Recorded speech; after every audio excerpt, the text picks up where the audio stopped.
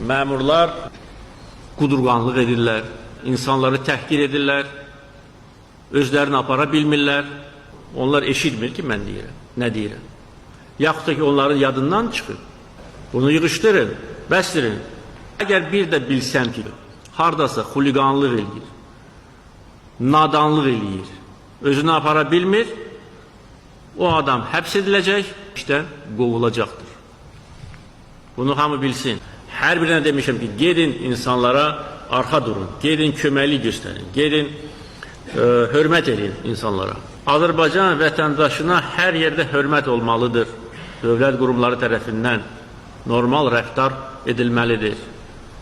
Təhqir edilməməlidir, incidilməməlidir. Belə hallar var, var. Kim bunu edir? Dövlət məmurları.